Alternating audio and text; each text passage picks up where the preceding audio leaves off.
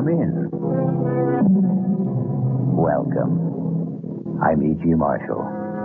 Welcome to the terrifying world of the imagination. I am a man normally filled with the milk of human kindness, but prepared, I'm afraid, to curdle your blood with a tale not of life and death, but rather death and life. I offer you one small comfort. It could hardly happen today. But in the last century, on the old Montgomery estate in Maryland, in the great, dark, rambling house called Westerly, it was easier to be marked for death than in this one. Yes, Mother. You look at home in your coffin. Sleep fast. It's taken many years, but you've made your son a very happy man. It's all mine at last. Westerly, the money, the jewels. I'm my own man. How I've hated you the way you kept me on a leash like some old hound dog. Well, now the money's mine. And you'll hardly need those rings they've let you wear to your grave. I'll take them so I can buy me. You'd hang on to them even if You're alive. You're not dead. Help me out. I should have known you'd come back to haunt me. Even before we got you to the grave.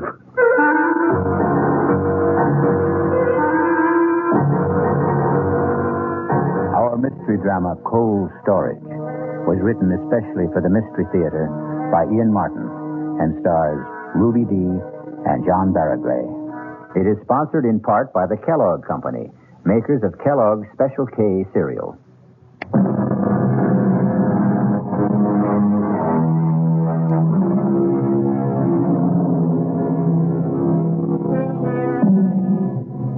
Some ghouls robbing a grave.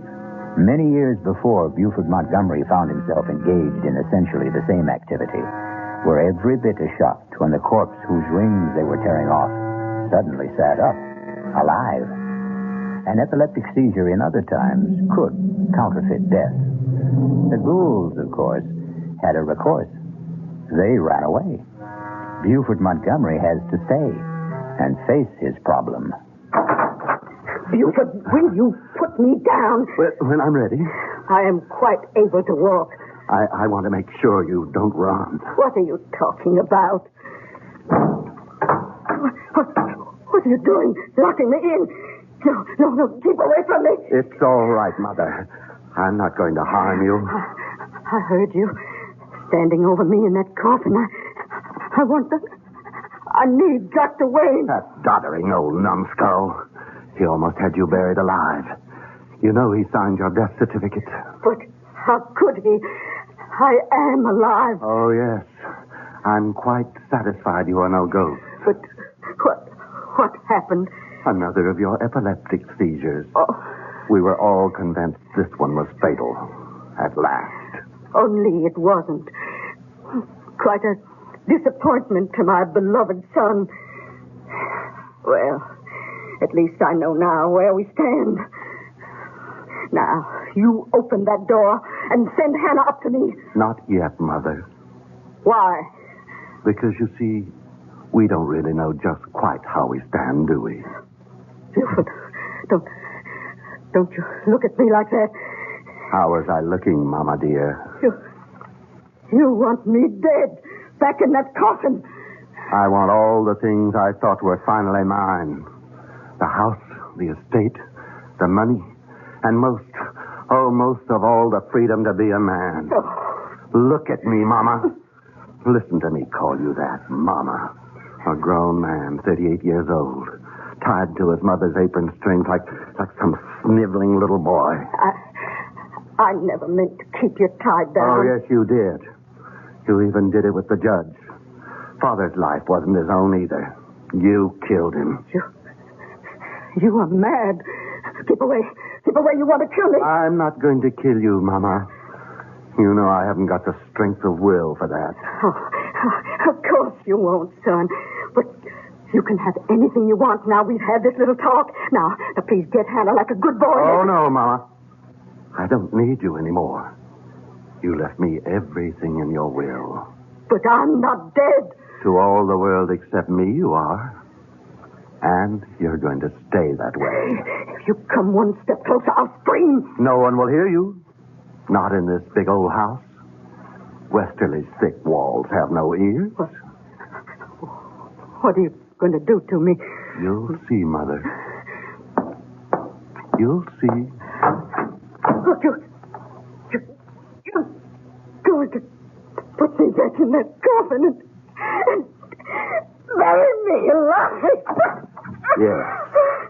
I haven't any choice now. Oh, please. Don't worry.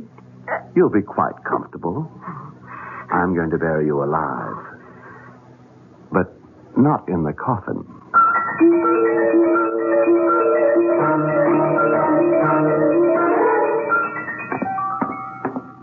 Hannah. Yes, Master Buford. I want you here, in the hall. What is it, sir? Where's William? He's in the stable, Master, grooming the horses for the funeral tomorrow. You want I should fetch him? No, not yet. Sit down. I want to talk to you. Yes, sir? Now, where to begin?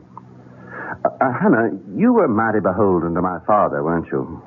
Judge Montgomery was a fine man. Was very kind to you and your son. The judge was powerful good to me and William. And my mother? Mrs. Montgomery is a fine lady. It's been a privilege to have served her as housekeeper. And will you consider it a privilege to serve me in the same capacity? If you want me, sir. And William? Where I go, William goes. You know, he's just a great big overgrown baby. Has to be cared for like one. Or they'd shut him away somewheres, I wouldn't ever let them do that to my boy. He couldn't stand being shut in. You wouldn't let them do that to him, would you, Master Buford? Not if I can count on you to help me. You can, sir. You can. Well, what about William? He does what I tell him. He's old as you are, but he has the mind of a child. I'd want to be absolutely sure of both of you. I don't understand you, Master Buford. Then I'll make myself plainer. I think you must have always hated my mother. Why did you stay on after Father died? I stayed because where else could I go? You're sure it wasn't because you were afraid? Afraid of what? Not of, Hannah. For William. Right? Oh, don't look so terrified and trapped. I know it all, Hannah. I know it all. Master Buford, How you must really hate us all. Even Father at the end. Not the judge. Never the judge. Even after what he made you sign? What would the judge ever have wanted me to sign?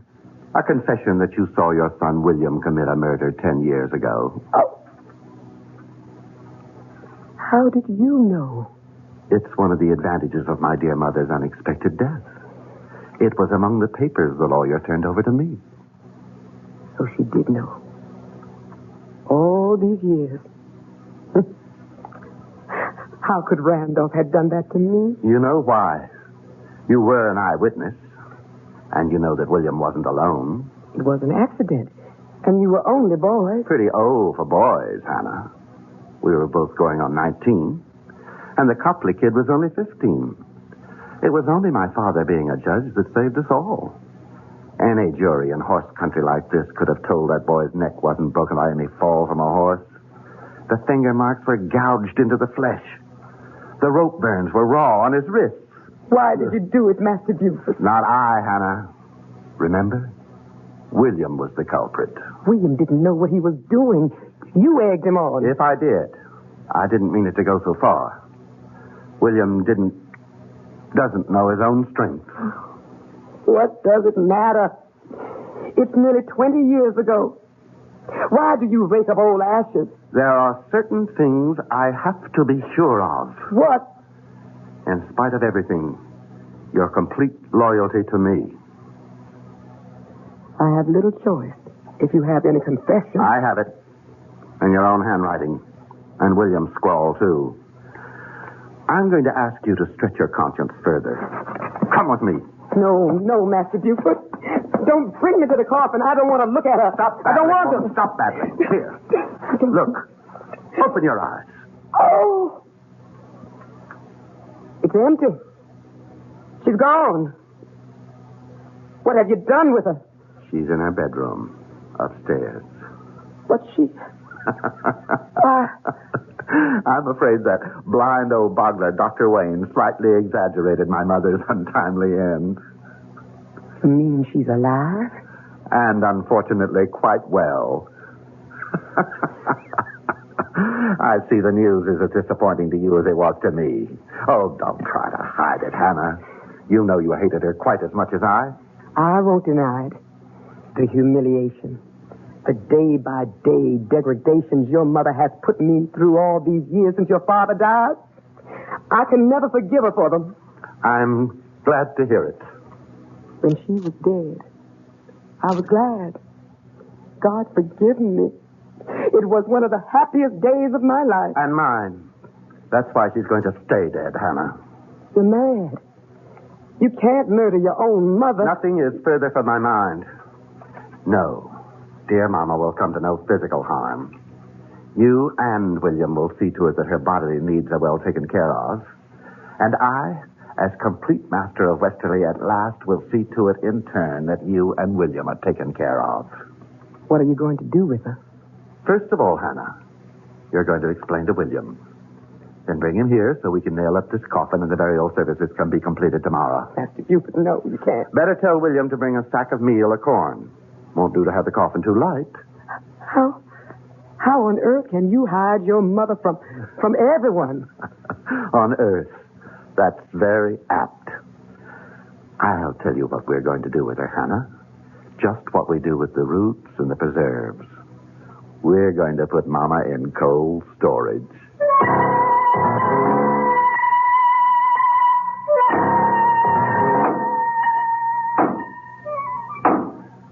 Make sure to drive them home, William. Do see machine burying a whole good sack of good feed. I picked up the wormiest what I could find. That's enough now. Finish up. Finished now. Got the lantern, Hannah? Yes, sir. All right. Did you strip the bed in the spare room, Hannah? Yes, sir, I did. William, you go on up there and bring that bed and all the furniture downstairs to the old hidey-hole, right? Sure will. Where's this hidey-hole? William could tell you as good as me. Or better. He's the one who found it. Must be, 15 years ago. 16, Master Buford. That was the year Miss Prudence dropped her first foal. That's when old Mr. Todd Hunter, the vet man, told me all about his daddy and your grandfather and how they dug out the hidey hole and made it out a big room like a station on the Underground Railroad. William, go see to the furniture. Yes, sir. Take me a while to get the bed apart. Take your time.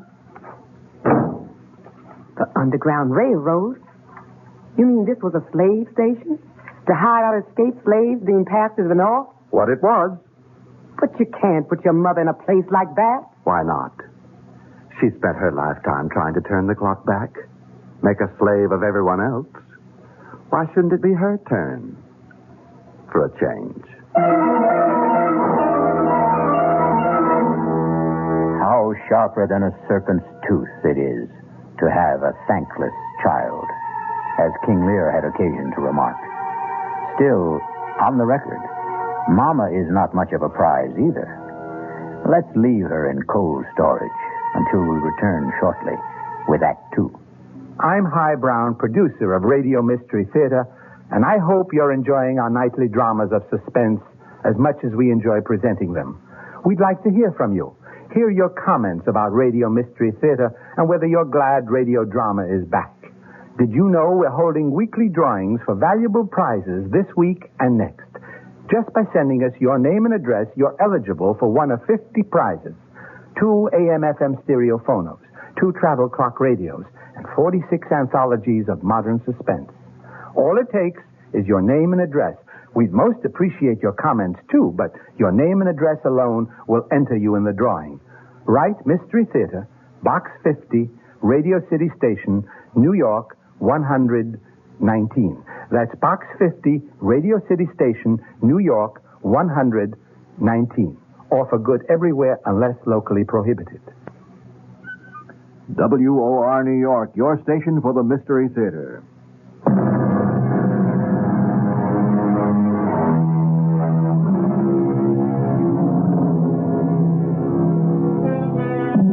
In the weeks that pass, Mrs. Randolph Price Montgomery is finding her quarters somewhat less elegant than she liked. But at least they are less confining than a coffin. Buford, her son and now heir, has been living as high as he promised himself and cutting a swath as the county's most sought-after bachelor.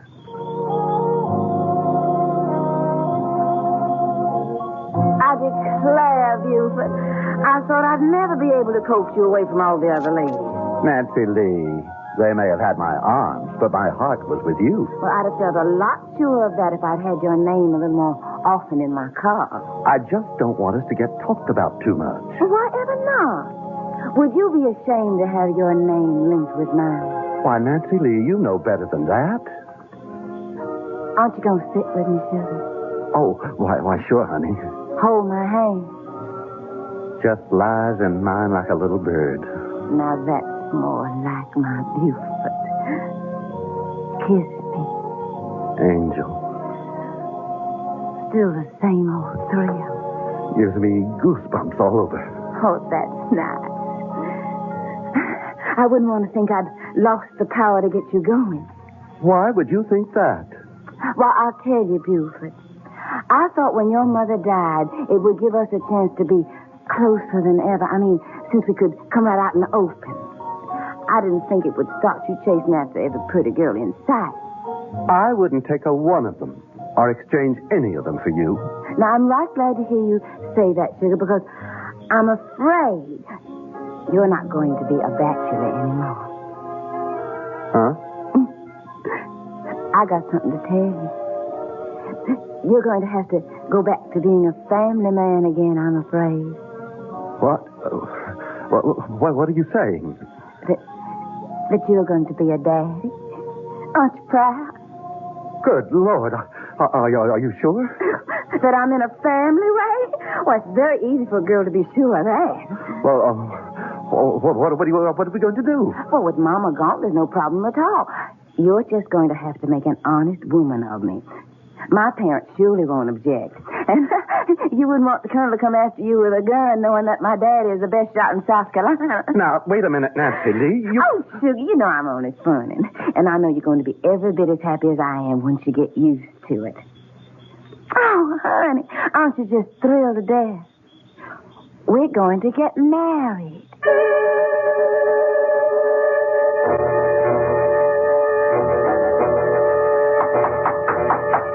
Come in. Excuse me, Master Buford. What is it, Hannah? It's about Mrs. Montgomery. She isn't that yet. I meant your mother, sir.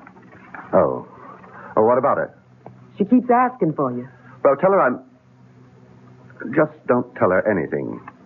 You haven't said anything about the wedding tomorrow. No, sir, but... But what?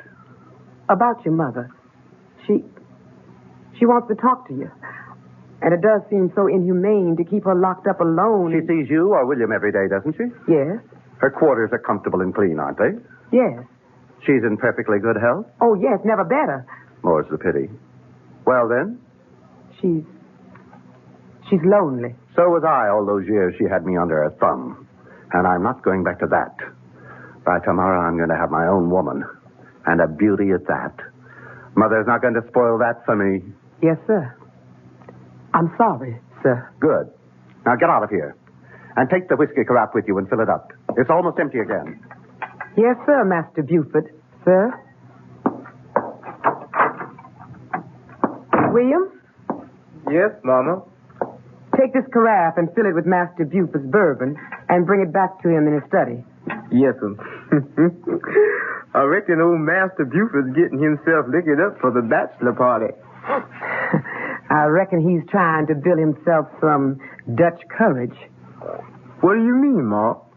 I mean, I don't think he exactly figured on getting tied up again when he cut his mama's apron strings.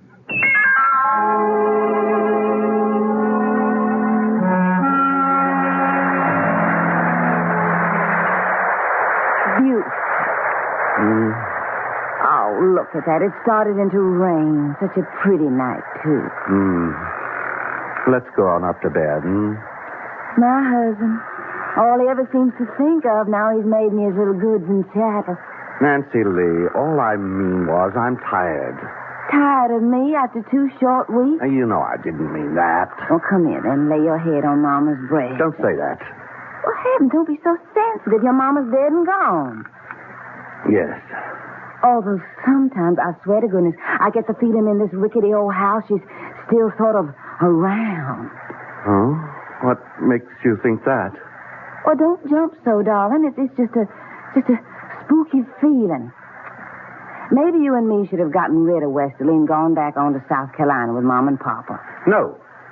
We can't leave here. Well, all right, sugar. Don't take on so. I didn't mean to jump at you. Oh, of course you didn't. You were just so kind to little old me, and you were so generous to lend the Colonel all that money to go back south with Mama to build up our old, lovely old plantation again. It must be the size of half the state what it's costing to restore it. Well, it had gotten run down, sort of, but you've nothing to worry about, Buford. You'll get the money back. Of course, Nancy Lee. What is it? Oh, this old porch. It's starting to leak like a sieve. I'll have William look at it in the morning. That big old lame brain. Buford, if we're going to stay here at Westerly, I want some changes made.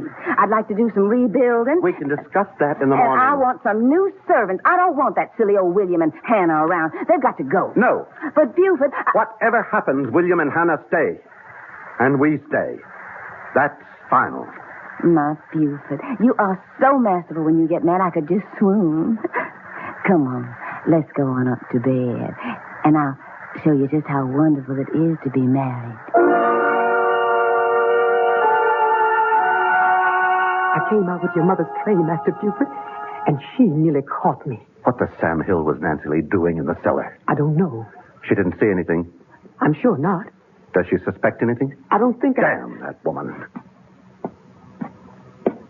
That's her now. Get out, Hannah. I'll handle this. Yes, sir. Nancy Lee, what the devil were you doing down in the cellar? No need to take on, so I was just making up my mind where to put the wine cellar. What wine cellar? The one we're going to build in the back there. What for?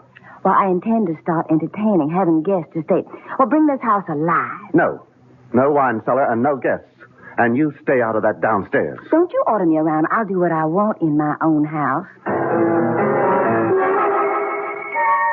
What did you mean by locking me out of our bedroom last night? I don't allow anyone who can't behave like a gentleman in my room. If you think just by withholding your favors from me you can get your own way... You listen to me, Buford. One way or another, I always get my own way, and don't you forget it. Master Buford, you can't sleep here on the floor, sir. What? Oh, yes. Got to, Hannah. Own wife won't let me in bedroom. Come on, sir. You've been drinking. I've made you up a bed in one of the guest rooms. Want to sleep on bedroom. Not guest room. Ironic, isn't it, Hannah? Don't have much luck with the ladies, huh? Out of the frying pan into the fire. She's got to go. Except can't. Because of baby. Got a child to think of. Can't figure that one out.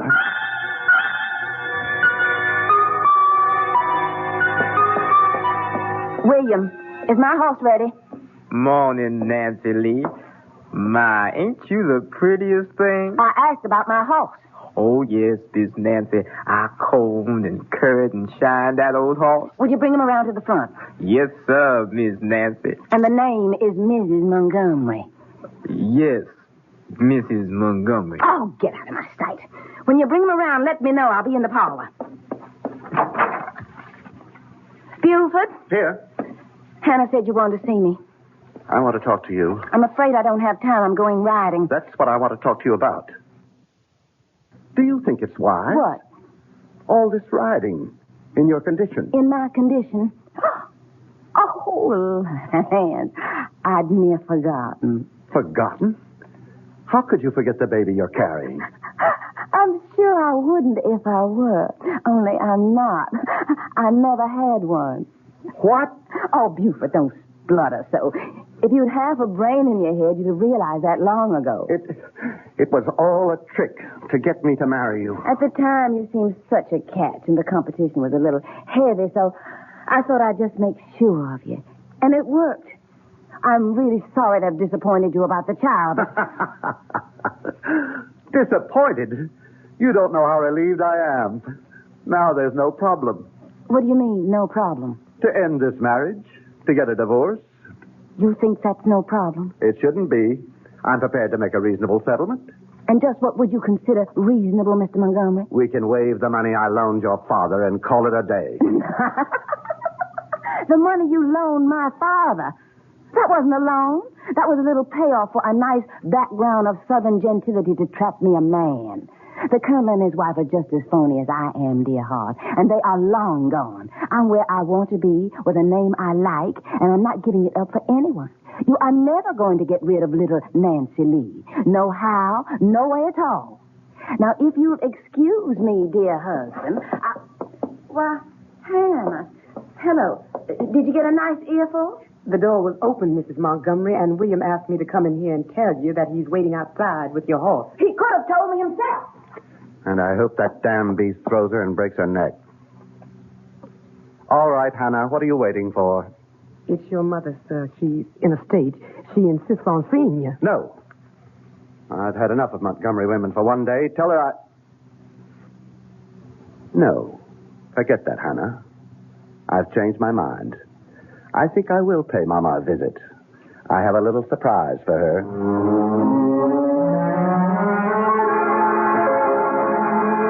But you can't be so cruel, Buford. Keeping me here locked up like an animal. You've got to let me go. You know I can't do that, Mother. I've explained again and again why you can't suddenly turn up alive. Oh, but I can't stand it anymore. It's like being buried alive. Oh, Buford, it's so lonely. I know that, Mama. And I know it just plain isn't fair. So I thought of a solution. Oh, what, dear? How would you like to have a nice, permanent companion? Did I make an unguarded statement that Buford was no match for the ladies? Perhaps in one sense that's true.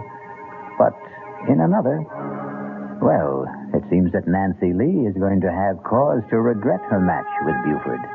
We'll find that out shortly when we return with Act 3.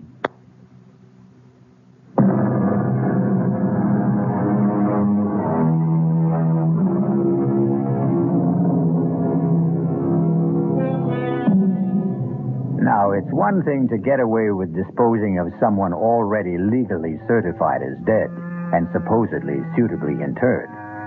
Nancy Lee is another problem. She can't have a convenient epileptic seizure. Can Buford get away with it? Nancy Lee, I've been thinking about us. Don't waste your time. Nothing's going to change. I've got nobody but you and nowheres in the whole wide world to go. I'm a permanent fixture, Buford. Oh, I know that, honey. And I was wrong to think anything else. Don't you know I really want you here with all my heart? On my terms. Don't you try to fancy talk me. Won't you please let me tell you what I was thinking about?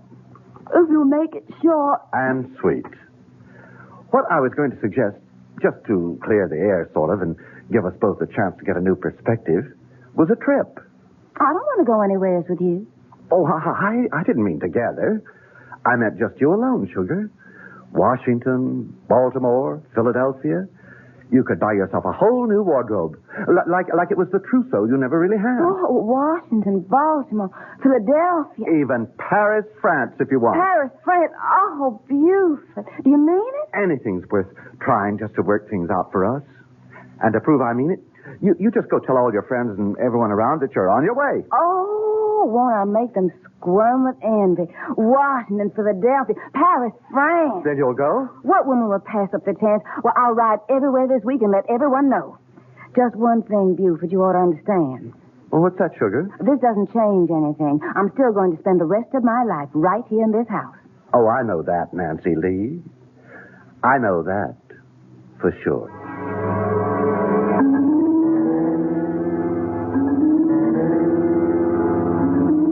Master Buford, you just can't get away with it. Now, you hush up, Hannah. I'm going to. But what will other people say? There's nothing for them to say. Nancy Lee went off on a little trip, and she never came back. Master Buford, you're flying in the face of God. Hannah, to the devil with it.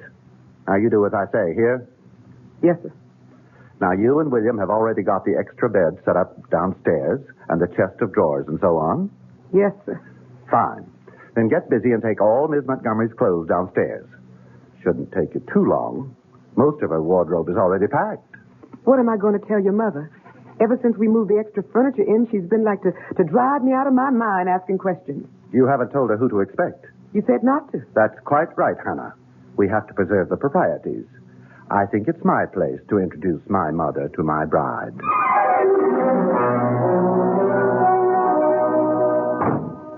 Oh, Miss Montgomery? What is it, Hannah? Master Buford asked me to have you go right downstairs as soon as you got back from riding. But I want a bath and change. He said right away, the moment you got here. Why? He said he had a little surprise for you. Oh, very well. Buford? Nancy Lee? Yes, what do you want me for? Come on down. I'll show you. Oh, for goodness sake. Hold that lantern a little higher. I can't see. How's that? Better. Right over here by the back wall. Hannah said you had a surprise. Why, Buford, you're going to do it. Do what? Put in my wine cellar while I'm gone. Something like that. Of course, we'll have to build regular bins instead of these old rickety shelves. You know what I thought when I was looking about down here before? Oh, what was that? If we tore down these shelves, well, what I mean is, I was sort of stepping off the house upstairs, and it's some longer than this cellar. Is it? Yes, I walked off the cellar, too. You suppose there might be any room behind there we could sort of scoop out to make it bigger? Now, why don't you and me just try and find out? Why don't we? Of course, I reckon you'll need help. Oh, I don't think so. It might be quite easy. Like this, for example. It's a secret door.